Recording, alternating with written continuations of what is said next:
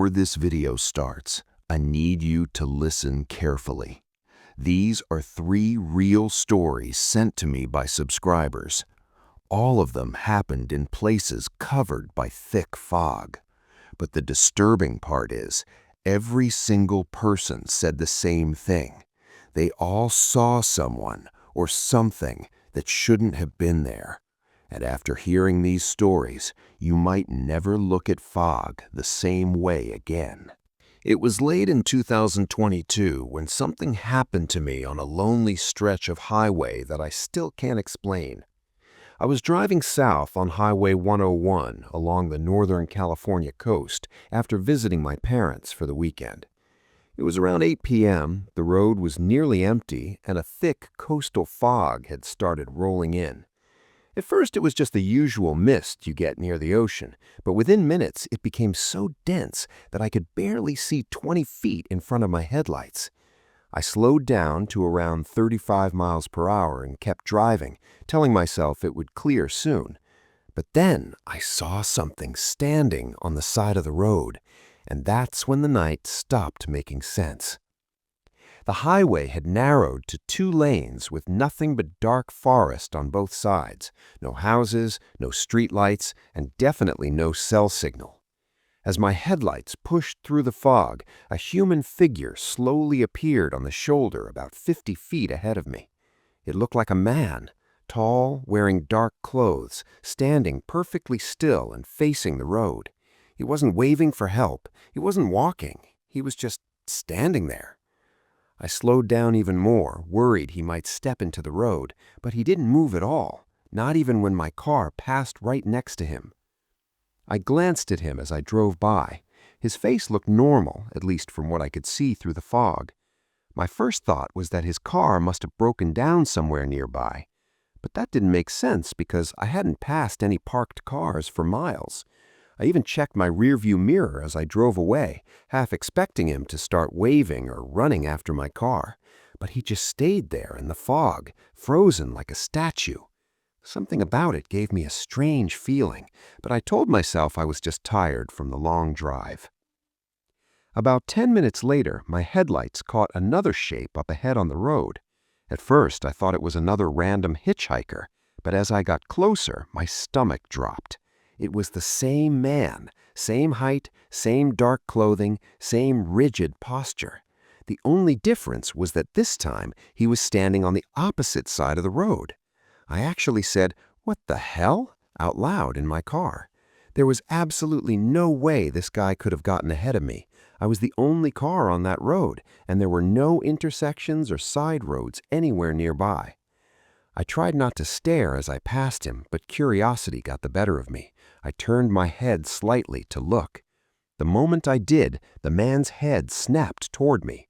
Our eyes locked for a split second. It was so sudden and unnatural that I instantly looked away. My chest tightened and a cold feeling crawled down my spine. I pressed the gas pedal harder and pushed my speed up to 45, even though the fog was getting worse. I just wanted distance between me and whatever was happening behind me. A few minutes later, the fog became so thick I could barely see the center line of the road. I slowed down again, trying to focus on driving. My mind kept replaying the image of that man turning his head so quickly. I was trying to come up with a logical explanation when suddenly my headlights illuminated something directly ahead of me. Someone was standing in the middle of the road. I slammed on the brakes and the car stopped just a few yards away. This time, the figure was wearing a hood that covered his face. He didn't move. He didn't react to the sound of my car stopping. He just stood there silently in the middle of the highway. My heart started pounding so hard I could hear it in my ears. I flashed my high beams several times, hoping he would step aside, but nothing happened. He remained perfectly still, like he was waiting for something.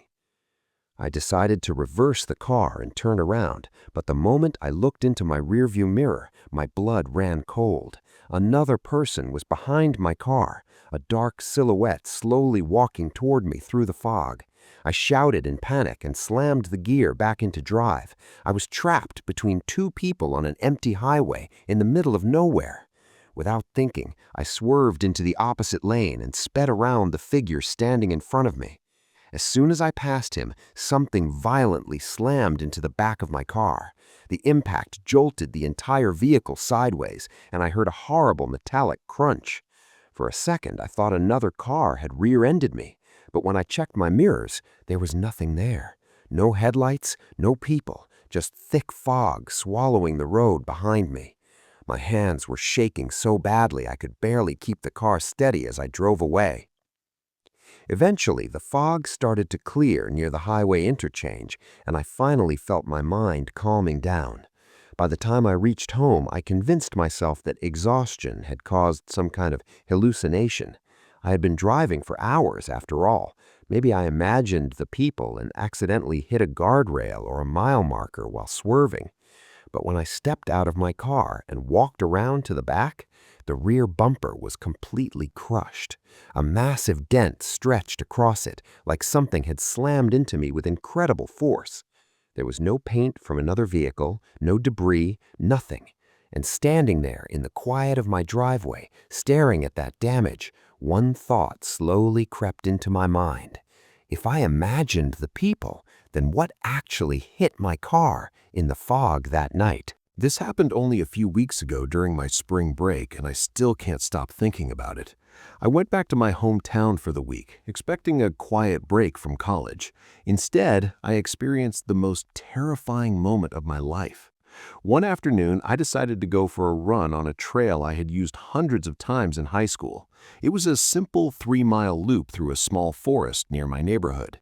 I knew every turn, every hill, every single step of that trail. But that day, thick fog rolled in so heavily that the woods looked like something out of a horror movie. And somewhere inside that fog, something started following me. My hometown is one of those quiet suburban places where nothing really happens. No nightlife, no crowds, just calm streets and long stretches of woods. During spring break, most of my friends were still at college, so I was bored out of my mind. I decided to focus on working out for the week. My plan was simple: lift weights in the morning and go for a run in the afternoon. Running always helped clear my head, and the trail behind my neighborhood was perfect for it.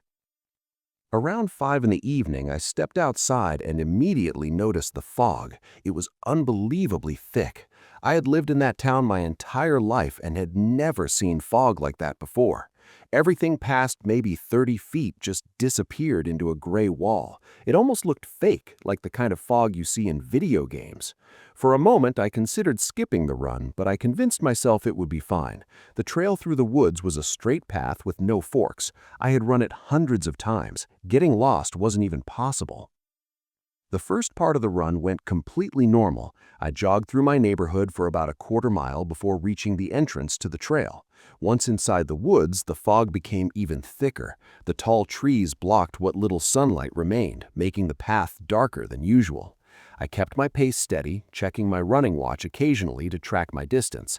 After about 2.5 miles, I was deep in the woods, but everything still felt routine.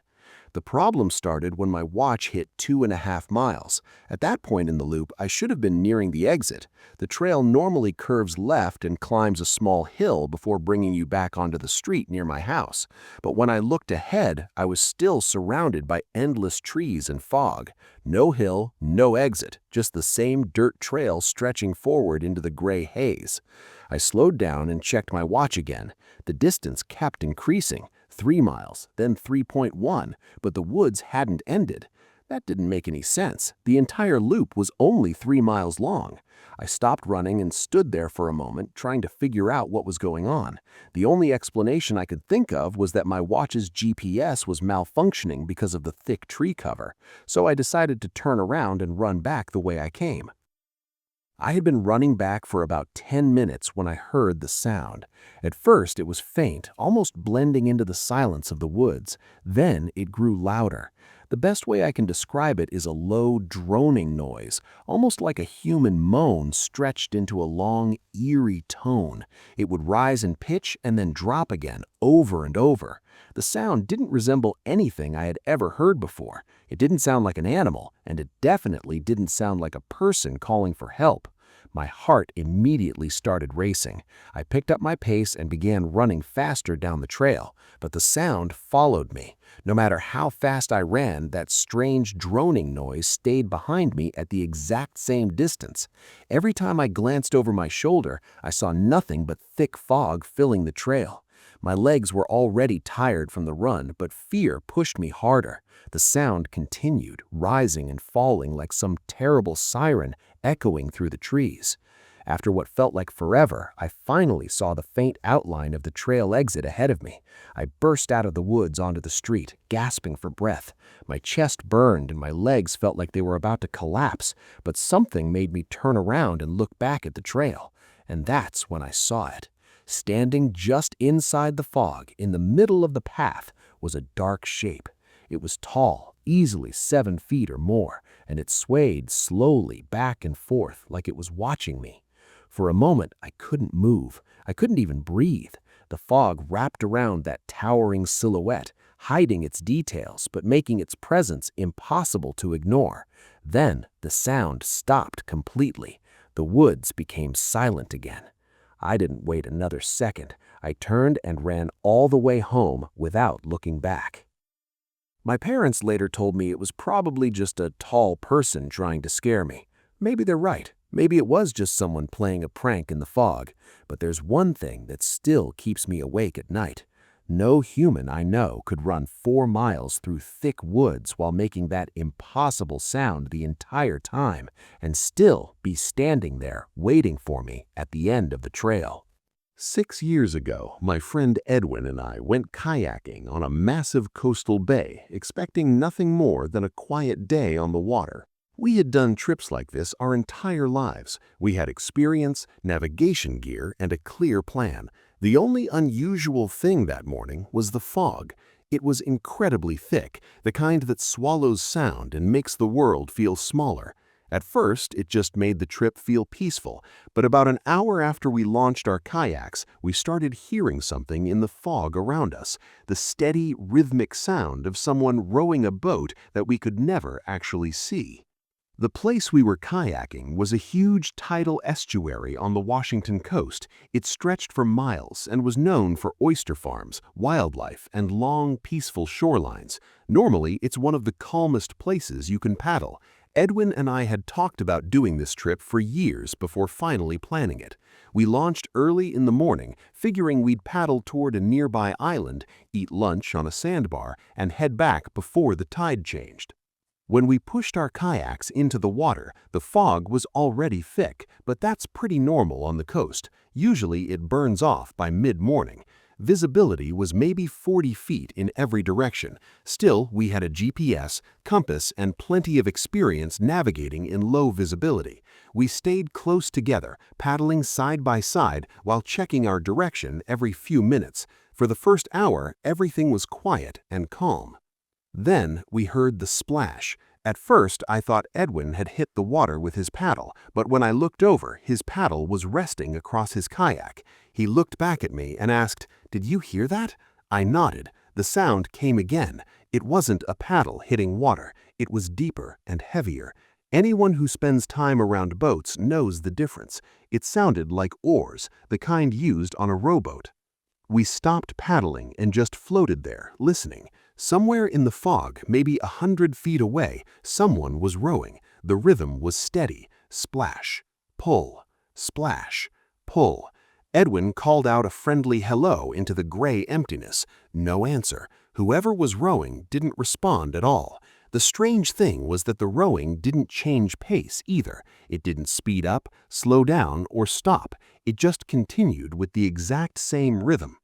After a minute, we started paddling again, assuming we'd eventually see the other boat pass by, but something about the situation felt wrong. Over the next 20 minutes, the rowing sound stayed with us. It never got closer, it never faded into the distance. It just stayed somewhere out there to our right, perfectly matching our movement through the fog. No matter which direction we paddled, the sound remained at the same distance. At one point, the fog thinned slightly, just for a few seconds. Through the haze, I caught a glimpse of something, a small wooden rowboat floating on the water. I could see the outline of a person sitting at the oars, but before I could focus on it clearly, the fog swallowed the boat again. I asked Edwin if he saw it too. He nodded slowly. That's when we both decided we wanted to get off the water. We changed direction and started paddling toward shore as fast as we could. The GPS told us roughly where land should be, but navigating through thick fog on open water is never easy. Sandbars and shallow channels can appear out of nowhere. The entire time we paddled, that rowing sound followed us, the same steady rhythm echoing across the water like someone quietly chasing us through the mist. Then suddenly, the fog began to lift. Visibility expanded to almost 100 yards. I immediately turned to look toward where the rowing sound had been coming from. There was nothing there. No boat, no person, just empty water stretching in every direction. The rowing had completely stopped, too. Edwin and I exchanged a nervous look, but kept paddling until we finally reached the shoreline. We jumped out of our kayaks and stood there in the cold, shallow water, relieved to finally be on solid ground. While I was pulling my kayak onto the sand, Edwin walked a few steps up the beach and called for me. When I reached him, I saw what he was staring at: fresh, wet footprints, bare footprints leading straight out of the water and across the sand. They continued along the shoreline for several yards before turning toward the trees and disappearing into the forest. We followed the prints with our eyes down the beach, and about 50 yards away, pulled halfway onto the sand, was a small, dark wooden rowboat, the exact same boat I had glimpsed through the fog. The oars were resting inside it, perfectly still, and whoever had been rowing it was nowhere in sight. Edwin grabbed my arm and told me we were leaving immediately. We pushed our kayaks back into the water and paddled away as fast as we could. Even now, years later, I still think about that morning, because the one thing I can't explain is this: if that boat was behind us the entire time we were paddling, how did it reach the shore before we did, and who exactly walked out of the water to greet us? Those were 3 terrifying experiences that happened in thick fog. Maybe they were coincidences, maybe they were hallucinations, or maybe something else was out there that night, something hiding where no one could see it. The truth is, fog hides more than just the road ahead. Sometimes it hides something watching you. If you enjoyed the video and want to hear more real horror stories like these, make sure you subscribe, because the next story might be even worse.